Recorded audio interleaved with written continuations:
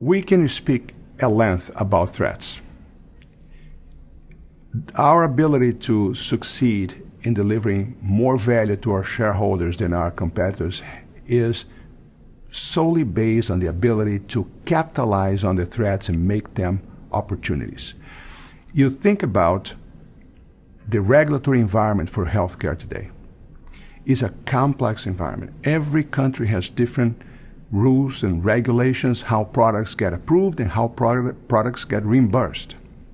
So we need as a company to make sure that we are deploying the right resources in the right places of the world to be able to adapt, because there's so much that a lobbying organization can do in unifying those standards, and is a far-fetched in the future thought about having a global standard for product approvals and reimbursements. So we focus today in creating a significant amount of competencies in different places of the world, like China, Brazil, Japan, even in the US, and now with new regulations for product approval in Europe coming knocking on the door.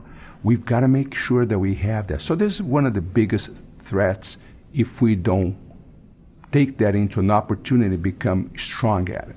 The second one is that you have in the U.S. a huge change with the Affordable Care Act. It is a great idea to give more access to health care, is the right thing to do, but it is immediately something that we don't know all the consequences and how things are going to pan out in 3 to 5 years. So just anticipating those changes and making sure that we do not take excessive risks in areas that are unknown to us, but just understanding and testing and learning the models that may work in the future so we can be a partner to hospitals in the U.S. will be critical to Covidien. Those are the two biggest risks that Covidien, or threats that Covidien has in the future. If you think about how much money is spent in the U.S. in healthcare, 17 to 18% of the gross domestic product. The ACA has the objective of bending the cost curve.